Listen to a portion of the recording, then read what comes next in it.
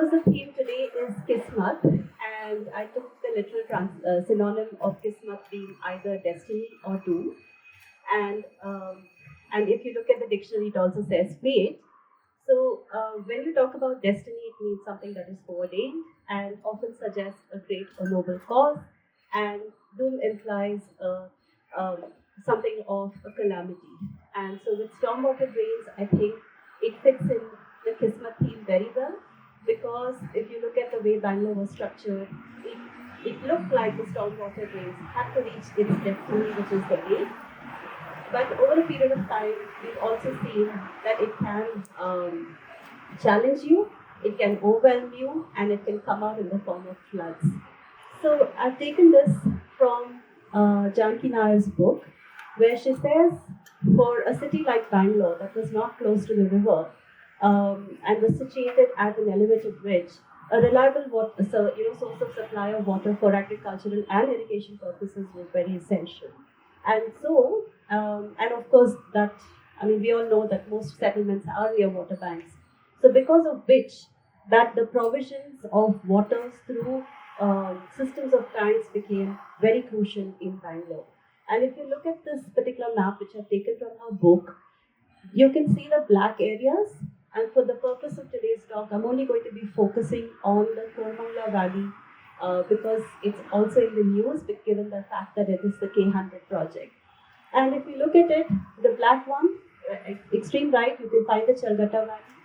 Then you have the Kormangla tank, you have the Donglur tank, you have the Althur tank. So you can see the spread of the whole thing. What was my motivation to follow the dream? I used to work, I had co-founded Radioactive, a community radio station in 2007, and the office was on Palace Road, and I used to stay in Kormangla. So my daily commute to work, while I would change my routes, I sometimes would take the Hosu Road, but sometimes I would take the Ijipura Road. And going by Ijipura Road, the drains for me were always like a fixture. It was not something that I really cared of, even though I worked in waste. And one particular day, I just happened to chance upon the drain, and what I actually noticed was this plastic filled bed. And the next day, I think there was a compactor, it had rained, JCB trying to take out all the plastic, and the whole plastic was dumped outside. So that particular image actually continued to haunt me. So then I made myself go and actually visit the drain. And this is the poem that came out at that point in time. I'm just going to read it out. I stood transfixed at the sight of the drain, choking in the things we discard. I stood immobile at the sight of the drain, experiencing the view, discomforting and disconcerting. I questioned like everyone else, who's to blame? Were we to assume our crime scene and spilled secrets will wash away with the rain? I stood wondering, were we an unsuspecting accessory?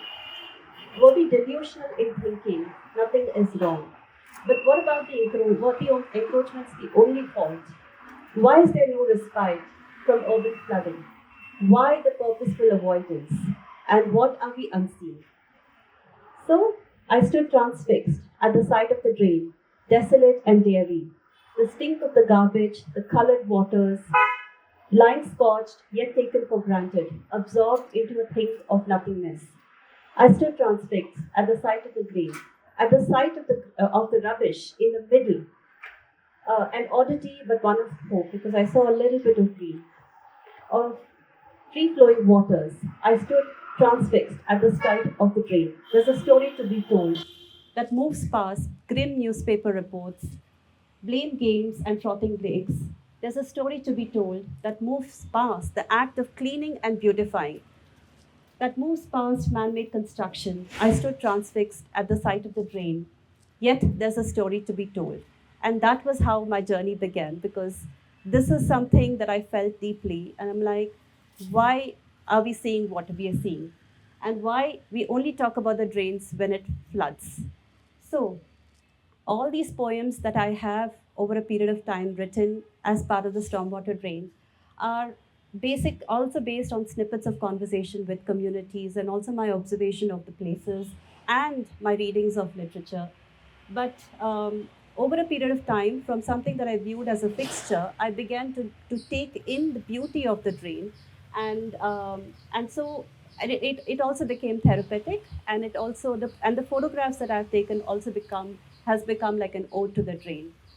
Now, when I look at the drain, so as the drain goes, the project title as the drain goes is more of an illusion to follow the drain, and I'm saying I dare say it because at times I watch it pass, at times I watch it stuffed, at times I watch it swamped, at times I watch it choked, at times I watch it choked with buildings engulfing it because it's all encroached around.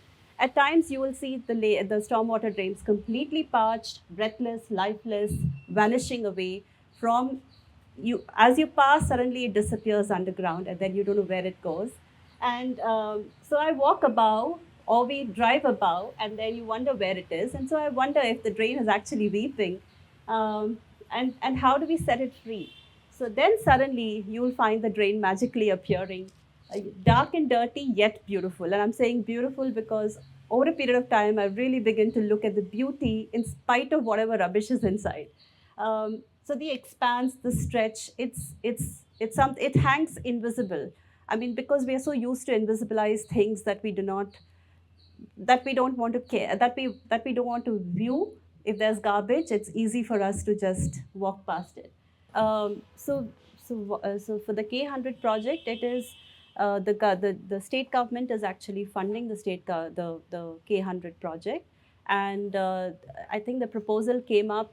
There was a consultation meeting that took place before this whole proposal was put out in the public domain. If you go to praja.org, you will find a critique on this whole process where there were select people who were invited to the table.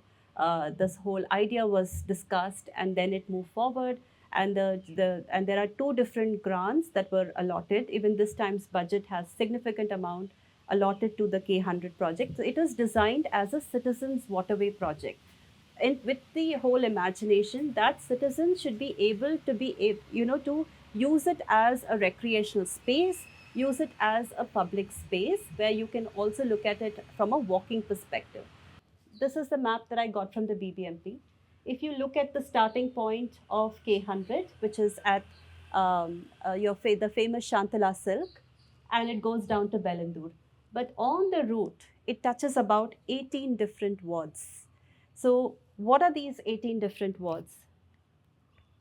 And there are three types of drains. The primary one, which is the blue, then you have the secondary drain and the tertiary drain.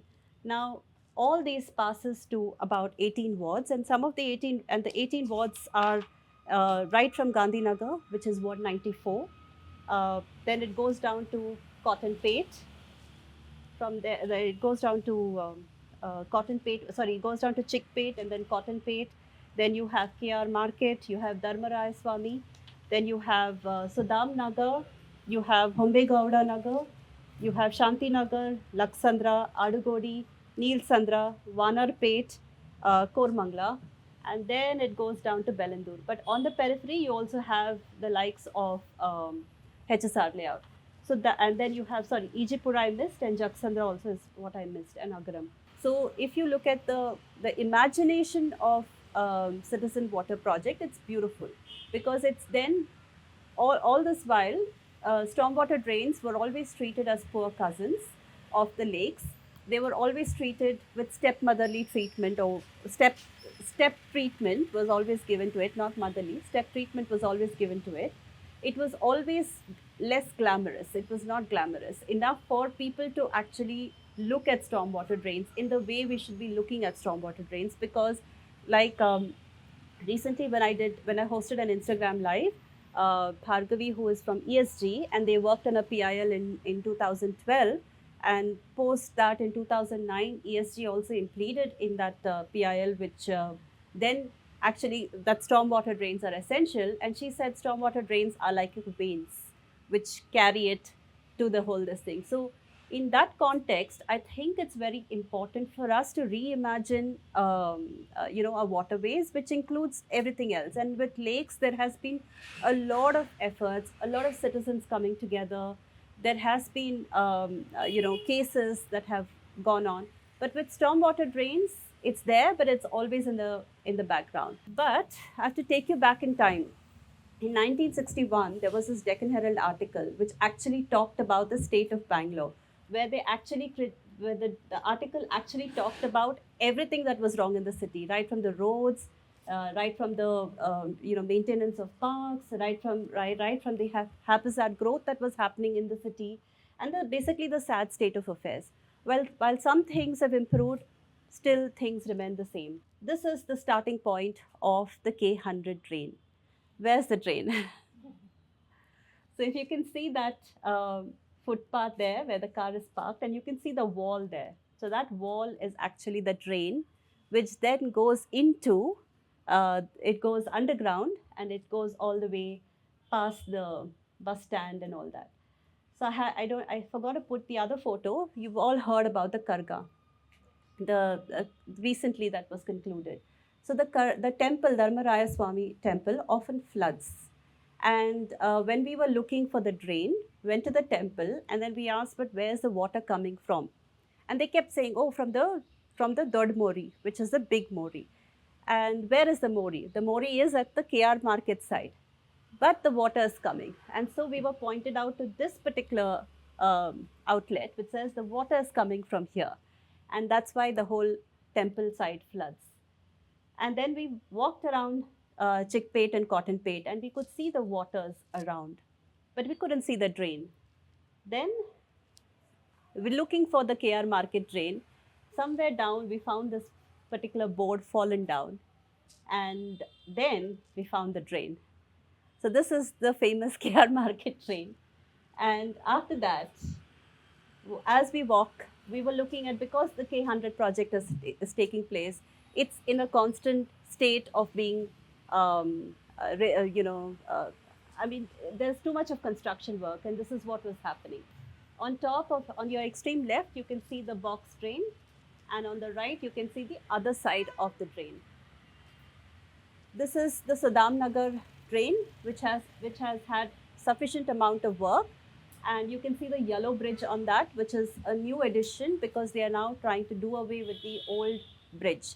This is the Shanti Nagar bit. Again, there's all of us in the photograph on the left, and this is the Shanti Nagar rejuvenation. It's supposed to be inaugurated on August 15, and by then this is all work in progress. I've been tracking it from October, so I have different stages of picture. This is Adugodi leading towards Rajendra Nagar, LR Nagar. Again, work was on full swing when I took pictures. Then we come to Rajendra Nagar, where you can see the drain is behind the building, and you can see all the. So where does the waste get into the drain? So this is one which was a starting point. Then this is Neel Sandra Vivek Nagar. You can see the border there, and you can see there is two. The drain is like this. So there's one drain coming in from one side and the other one from the other side, and then it goes all the way to NGV.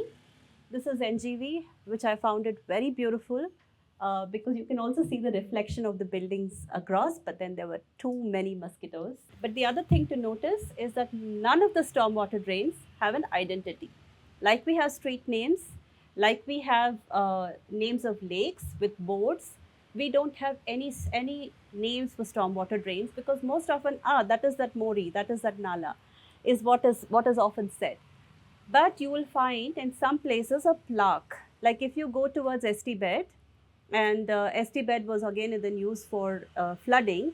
When you go towards ST Bed, this is before, when you come from Sony World Junction, and you take the left. After that Maharaja Circle, you will find a plaque which says so and so MLA has inaugurated. You go to Sadam Nagar, again you will find a plaque which says so and so MLA inaugurated this particular bridge.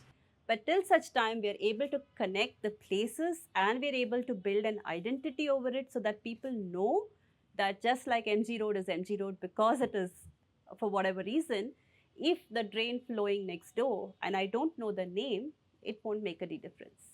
So two things, garbage and identity is what I'm being focusing on.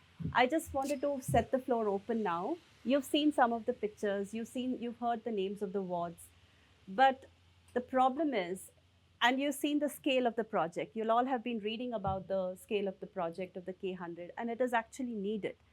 But can you just pour in money without addressing some of the ground realities that plague these places?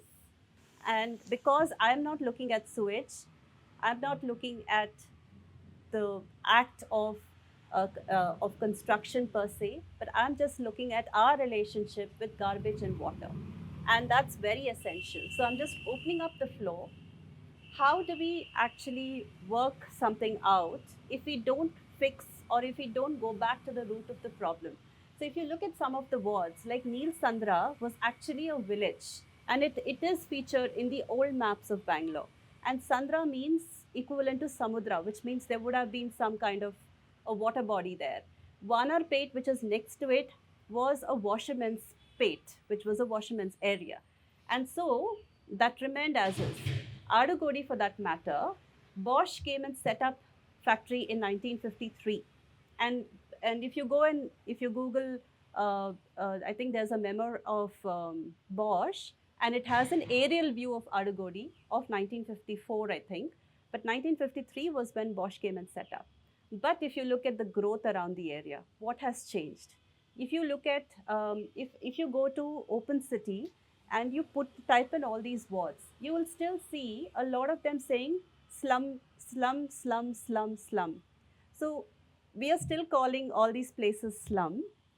We are All these places still do not have access to better waste management services. In conclusion, I think I would only like to say that given that the theme is Kismat, if the stormwater's drain Kismat is to be clear waters, then obviously there is a lot more things that we need to also collectively work with. And I think the starting point is to start having conversations around stormwater drains.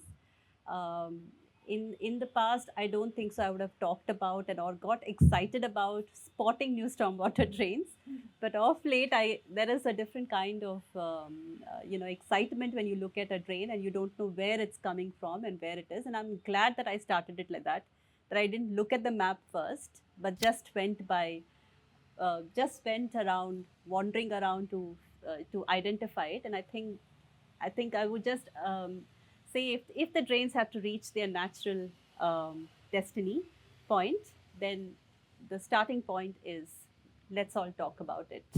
So if any of you all are free and would like to come around, wander around the drains, feel free to reach out to me. I'm more than happy to have conversations around drains and garbage. Yes. Thank you.